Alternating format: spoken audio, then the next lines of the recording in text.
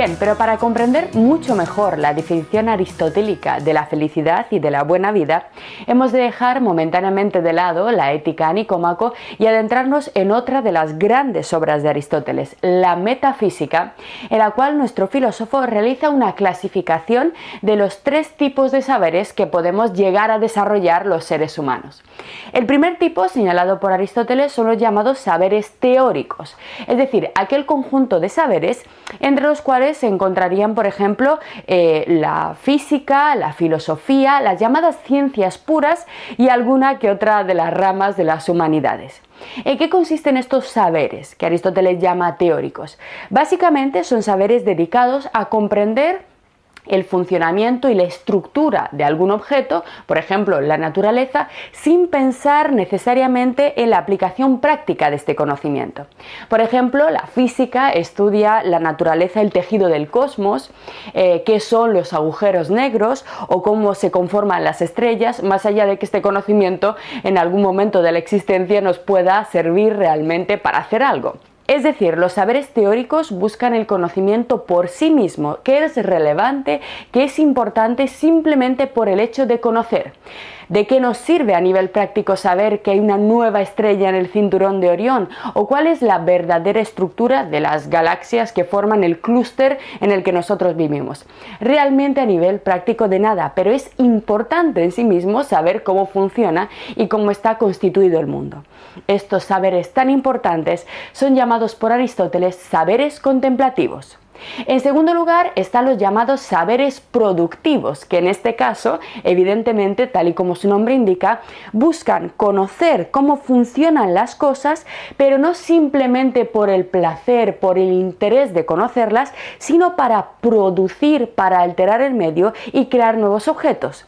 Los saberes productivos son, por ejemplo, los saberes de la industria o de la artesanía. Saber, por ejemplo, qué barro es el adecuado para moldear una vasija, a qué temperatura hay que cocer ese barro, todos esos conocimientos que, digamos, no se interesan por el barro en sí mismo o por el fuego en sí mismo, sino por el uso de sus propiedades para poder producir objetos, para transformar el entorno, etcétera, etcétera, para conseguir beneficios de cara a la comodidad del ser humano.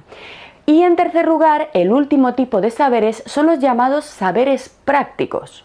Estos saberes a veces los podemos confundir con los productivos, pero no son exactamente lo mismo. Tal y como Aristóteles lo explica en la Metafísica, los saberes prácticos son aquellos que están destinados a ordenar el obrar humano, las acciones humanas, las decisiones que toman los seres humanos desde dos puntos de vista diferentes. Desde el punto de vista de su vida en sociedad, y ese saber práctico que guía el obrar humano en sociedad se llama política, y desde el punto de vista de la toma de decisiones del ser humano como individuo solitario, aunque nosotros vivamos en soledad, es decir, desde el punto de vista de la búsqueda personal de la felicidad. Y la ciencia que se dedica a ordenar nuestras acciones en busca de la felicidad individual la llamamos ética.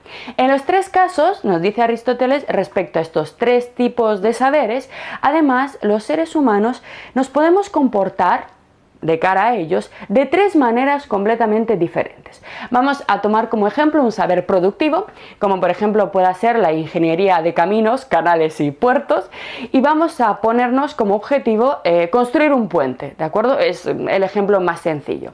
Elegimos un saber productivo y nos vamos a preguntar ¿de qué forma tenemos que actuar, de qué forma tenemos que organizar nuestras acciones para poder finalmente terminar teniendo un precioso puente que tiene que servir para lo que sirven los puentes, ¿no? Para que puedan pasar personas y mercancías salvando un desnivel del terreno?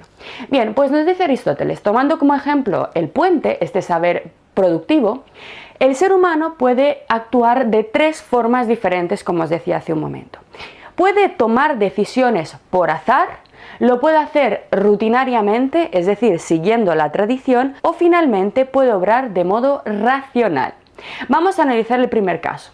Es decir, a la hora de emprender la tarea del puente, nosotros podemos elegir los materiales simplemente al azar, ¿no? Al tuntún, lo que sea, esta piedra, este cemento, sin fijarnos en sus propiedades, en su resistencia, etcétera, etcétera. También las técnicas para construirlo, el orden para colocarlo, lo podemos elegir completamente al azar. Si nosotros, a la hora de enfrentarnos a un saber productivo, a la tarea de construir un puente, actuamos puramente por azar, nos dice Aristóteles que el resultado que vamos a obtener seguramente no sea un puente ni muy resistente, ni siquiera sea un puente, ¿de acuerdo? No será válido. Usando este ejemplo, Aristóteles nos dice, fijémonos ahora en la ética, en la toma de decisiones de la vida. Y es que hay algunas personas que a la hora de enfrentar su gran tarea vital, su gran empresa vital, que es la felicidad, también actúan por azar, diciendo, bueno, lo que me vaya viniendo a lo largo de la vida, yo no tomo decisiones, como decimos a veces, las decisiones me toman a mí, elijo simplemente al azar, lo que venga, cualquier gran decisión simplemente la dejo al destino, simplemente que ocurra. Pues bien, nos dice Aristóteles, al igual que para construir un puente no podemos elegir azarosamente los materiales y las técnicas, también para construir nuestra felicidad, el azar no es un camino, sino que tenemos que analizar muy bien con qué materiales y con qué técnicas construimos nuestra felicidad. Bien, el azar sería, digamos, el modo de actuar primero, quizá menos conveniente, pero todos conocemos personas que dicen eso, ¿no? A mí lo que me venga.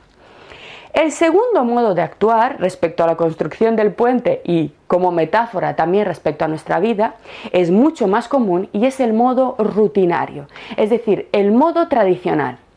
Si tenemos en cuenta la construcción del puente, este método de trabajo puede tener enormes ventajas, porque fijaros, ¿qué materiales elegimos para construir nuestro puente? Los que siempre se han elegido. ¿Qué técnicas? Las técnicas que siempre se han usado.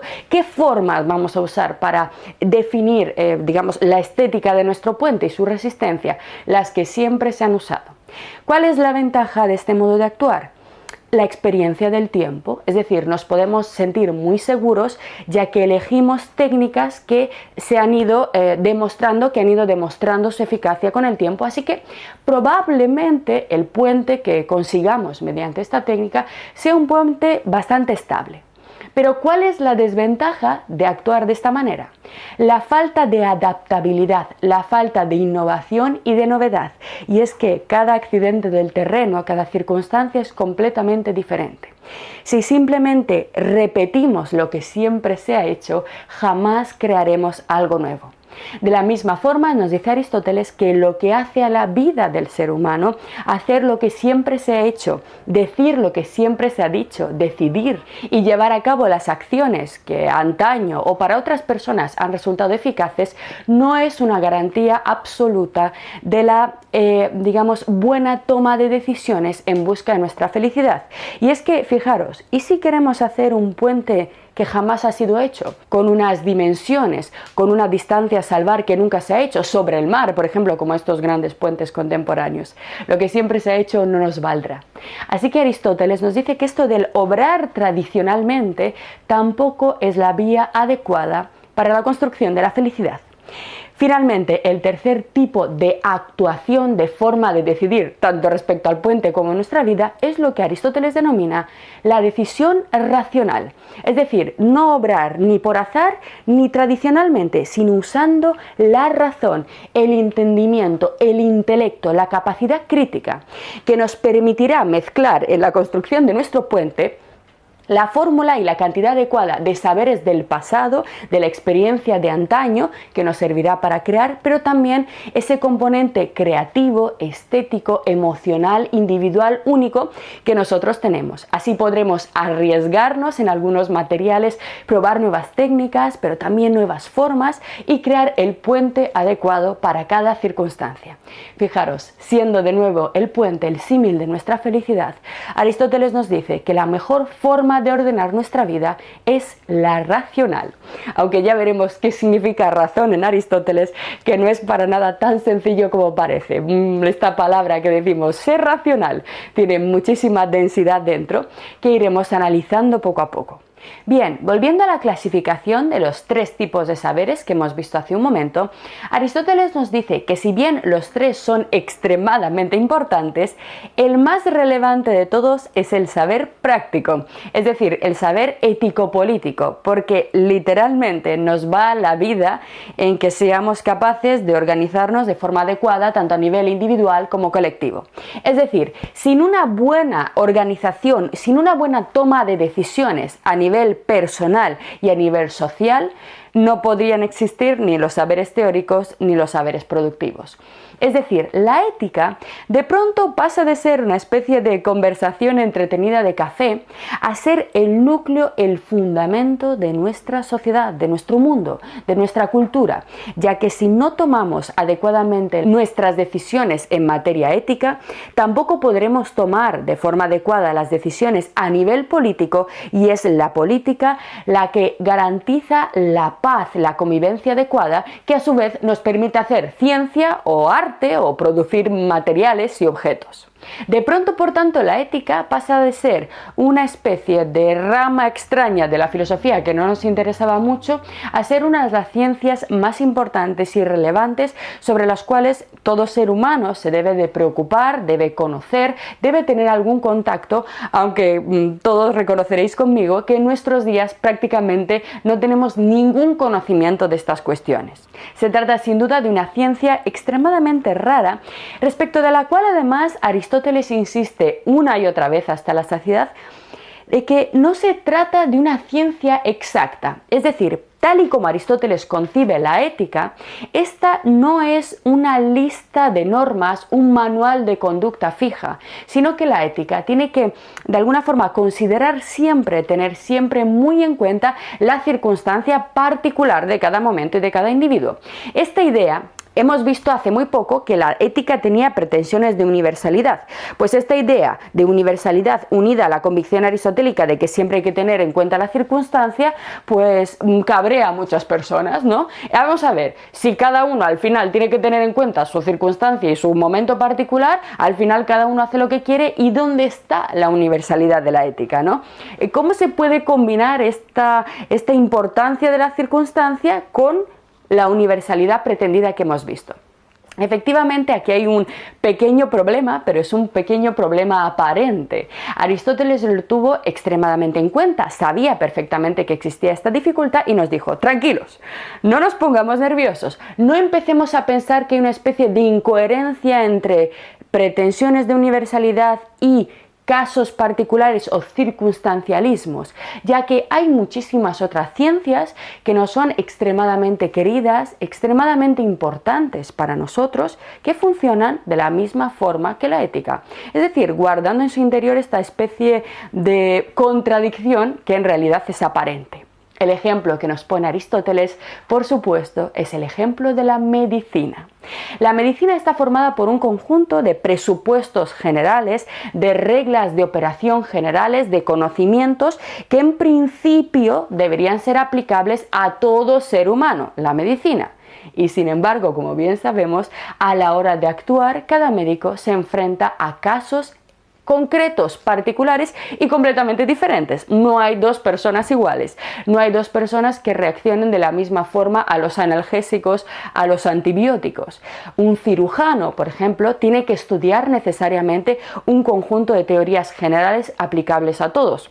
El corazón está a la izquierda, en fin, un conjunto de reglas, de normas, de axiomas generales que en principio deberían ser aplicables a todo ser humano, pero todo cirujano sabe que a la hora de abrir el cuerpo humano cada corazón es completamente diferente, cada cuerpo se comporta de una forma totalmente distinta y en este caso no hay ninguna incoherencia. Lo que va a decir Aristóteles es que la ética funciona exactamente igual que la medicina. Su ética eudaimónica nos va a dar un conjunto de reglas generales que vamos a ir estudiando poco a poco, que sin embargo, usando la capacidad racional, el entendimiento, el juicio crítico de cada individuo, deberán ser adaptadas a cada circunstancia particular. Y este hecho evidentemente pone nerviosa a mucha gente porque hay personas que simplemente quieren que les digan qué tienen que hacer para ser felices, pero no funciona así. Hay un gran conjunto de axiomas generales que tenemos que comprender y entender y después modificar a cada momento, a cada circunstancia de nuestra vida. Lo que acabas de ver es solo un pequeño fragmento de nuestro curso. Si quieres disfrutarlo en su totalidad y descubrir muchos otros cursos, también de historia de la ciencia y de historia del arte, visita nuestra web anaminecam.com. Y recuerda, este proyecto solo es posible gracias a nuestro programa de microfinanciación.